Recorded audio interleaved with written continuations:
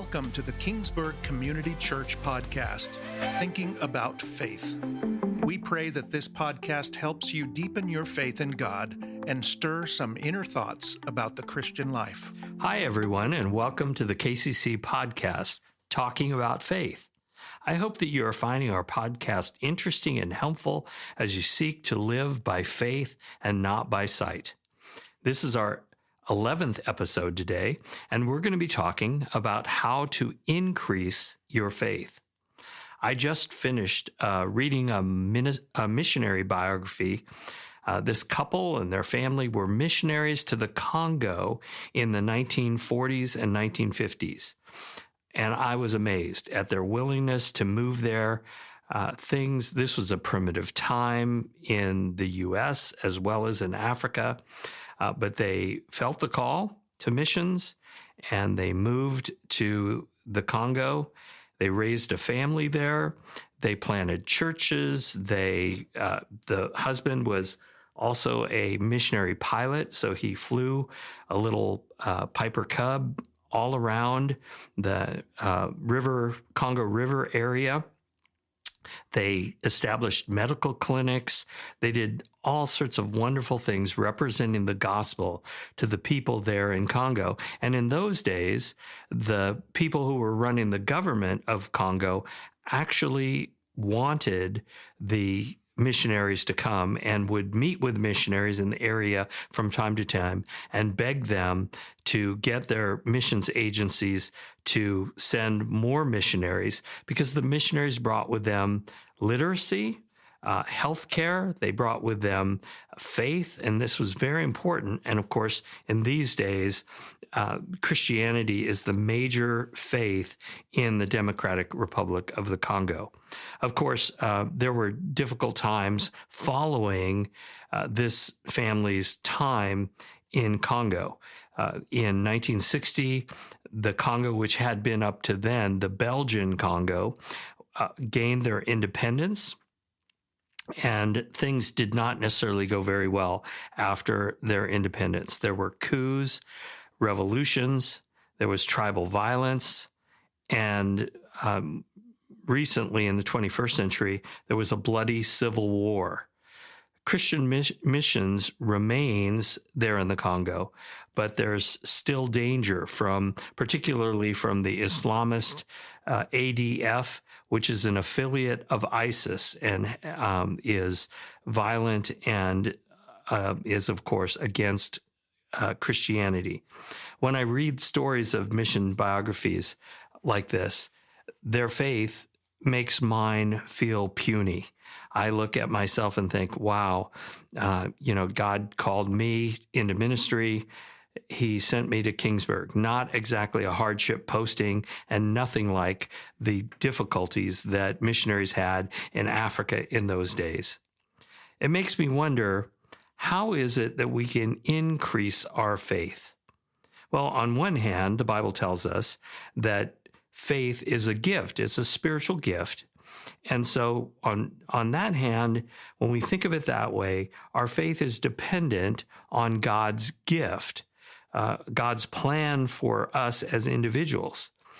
The Bible teaches some are given more of one spiritual gift than others. So perhaps it was that those who had that missionary calling had tremendous amount of faith, more than it would be normal for people who are called to ministry here in the United States. God gives according to the need of the giver, and it's his initiative that gives us more faith. But does that mean that we shouldn't seek to increase our faith or to build our faith?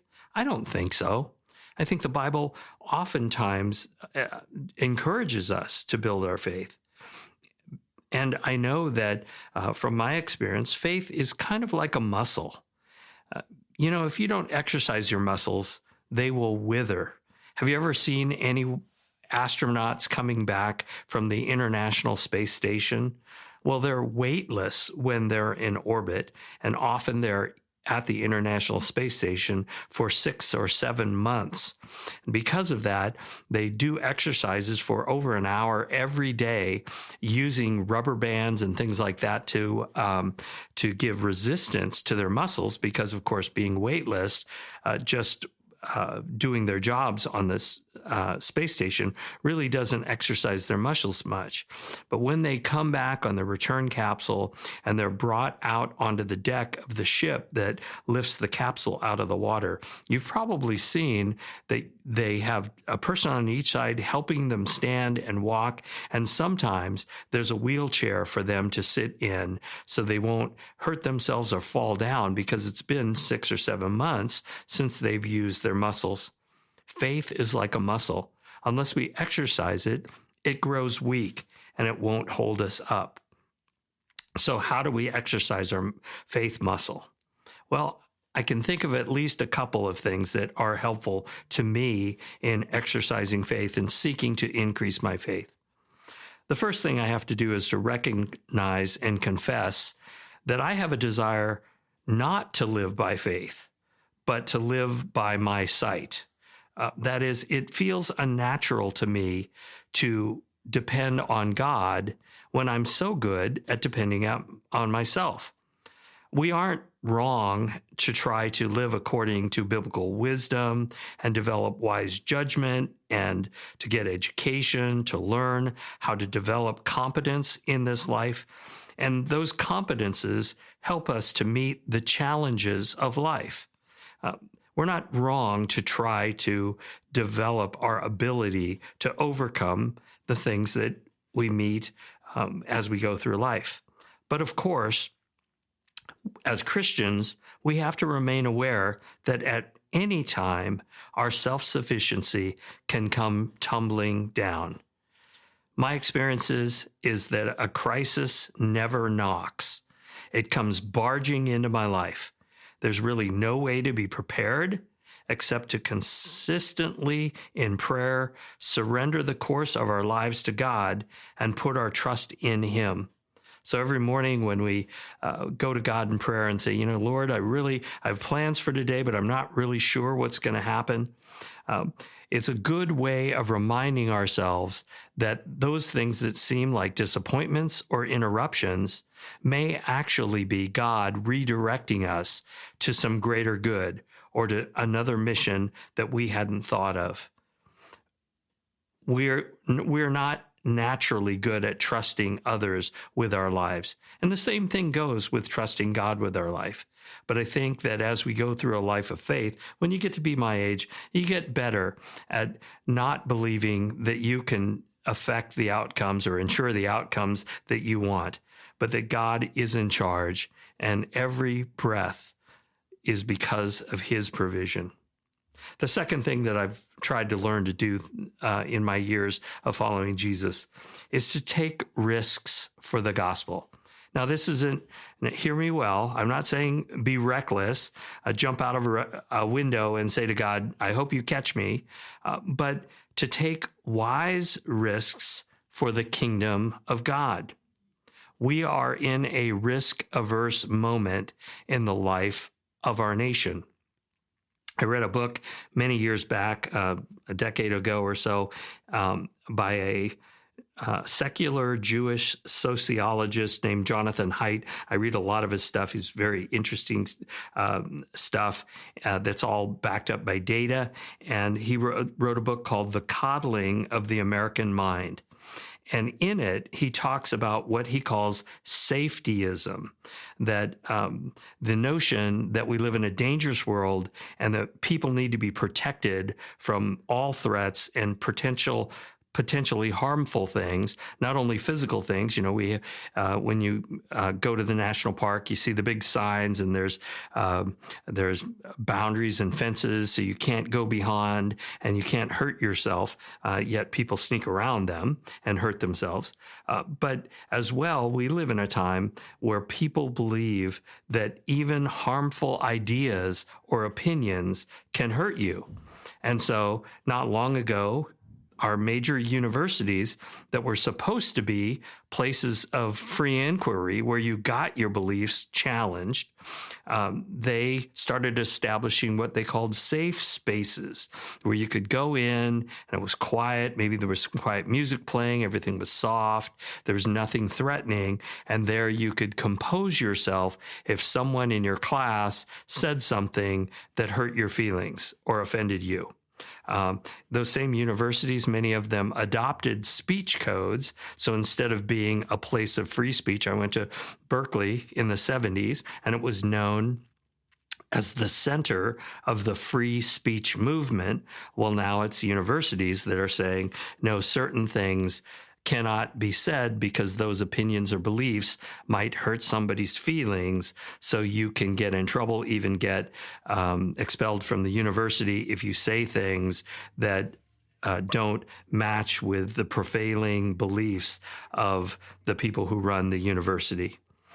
Jonathan Haidt said he grew up in a world where parents believed that what doesn't kill you makes you stronger, but that today that motto would be turned on its head, and that we are teaching a generation that what doesn't kill you makes you weaker. And so because of that, you need to be shielded from even difficult opinions or things that offend you, because you will be hurt and weakened if you hear those things.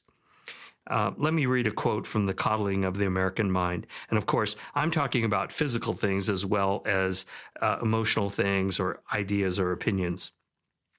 The authors have defined safetyism as a culture or belief system in which safety, which includes emotional safety, has become a sacred value, which means that people become unwilling to make trade-offs demanded by other practical and moral concerns. They argue that embracing the culture of safetyism has interfered with young people's social, emotional, and intellectual development. Kind of as a reaction to this culture of safetyism, there's a movement that I heartily endorse in America that they're calling free-range parenting. And to me, that's just the way I was raised. During the summer, you were off school, and mom or dad, or in my case, my aunt would just say, get out of here or I'm going to find you work to do. And so we'd get on our bikes, we'd put our baseball mitts on the handlebars and put a ball in our back pocket and head off to the sand lot to play baseball for hours in the hot Sacramento sun. No adults were there. Nobody was refereeing. Occasionally, somebody would get mad or get their feelings hurt. Occasionally, somebody would fall down or scrape their knees. Even occasionally, somebody would fall off of the fence, hopping the fence into the lumber yard when Ron Harlow hit the ball over the fence, which was a home run unless you didn't retrieve the ball, in which case it was an out. We were on our own, and we learned to deal with our conflicts by ourselves without a parent there. We learned to deal with our scraped knees and the other things, and it was part of growing up. Today's parents are much more likely to hover around children every moment of their existence, even when statistics say this is the safest time to raise children in the history of the world in middle-class America. And yet every kid has got to have his cell phone on him because just in case, and, stranger danger and all those things is important things to teach. But the whole idea that kids should never be out of sight of their parents is ridiculous. I just read recently that a parent got arrested because they let their young child walk home from the store. Kid wanted to do it. There were sidewalks, but someone saw a younger child walking on the sidewalk and called the police. And the police didn't like that the parent was trying to teach the child self-sufficiency and self-reliance and could walk the number of blocks home by himself. I would say that faith tells us to push back against our culture's embrace of safetyism. There are times when we're called to take risks for our faith. And it's only by taking those risks and having God deliver us through the difficult times that our faith grows. What would you attempt for the Lord if you knew you couldn't fail? Maybe it's time to think about going on a short-term missions. It will stress you. It's going to a different culture, often with a different language. But you'll also see God show up in ways that you won't in a comfortable, predictable way in your culture, in your town, with things that you're used to. The Czech team is going again to do English camp this coming summer in July. Maybe this is your year to join the Czech team and become a part of that and have a place in your heart for people who are questioning whether faith can be real and would like to know someone like you who can tell them, yes, God is real. Maybe you want to volunteer to serve somewhere in the church or with a ministry nearby like CAPS or Pregnancy Care Center. But it's time, if you want to grow your faith, it's time to step out in faith and to see that God provides for you. The last thing that came to my mind when I was thinking about growing faith or exercising that faith muscle was to learn to look to Jesus and not your fears. I've noticed that when you stare at Goliath, he only gets bigger. But when you stare at the Lord, who delivered you from the bear and the lion, you will find the courage to believe that God will deliver you from the hand of the giant as well. Faith allows us to see that God is so much greater than what we can ask and imagine. Someone once said, "You only know that God is all you need when God is all you've got." Well, that's pretty extreme. I'd hate to lose all the other things I have in my life that give me pleasure and comfort and encouragement. But at the very last moment, God will be with you, even when no one else is left. God will see you through. One of the great stories in the Old Testament that I absolutely love is the story of Meshach, Shadrach, and Abednego. And they were Jewish believers who were in captivity in Babylon. And of course, you know the story. They were picked out to be important people, and they refused to bow and worship the statue of the king. So because of that, their life was forfeit, and they were going to be thrown into a fiery furnace and burnt alive. And they were given one more chance before the servants threw them into the fire.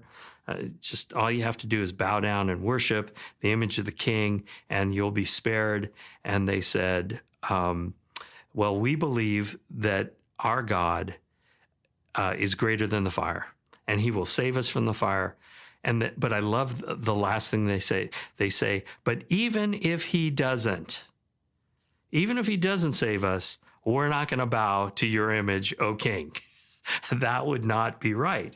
And so they go into the fire confident that God can save them, not sure that God will save them, but knowing that God has all the power. And because of that, of course, they're thrown into the fire, and some believe that Jesus himself appears in the fire with them. There's certainly at least an angel in there with them. And the Bible doesn't even say whether they broke a sweat, but certainly their clothes weren't singed, their hair wasn't singed, and the king immediately saw that he was reported that they were walking around in the fire, and so he had them hauled back out, and he gave glory to the God of Meshach, Shadrach, and Abednego. Sometimes when other people see us going through difficult trials in life, and there is a confidence that God can do what the world can't do, what medicine can't do, what other strategic plans can't do. When we trust in God, they say, wow, I wish I had what he or she had. Next week, we're going to go deeper into focusing on God and not on our fears as we talk about worship. And we're going to talk about the vital need that we have to worship God and to worship along with other people. So having said that, I hope you'll tune in next week, and I hope as well that I'll see you in church. Have a great week.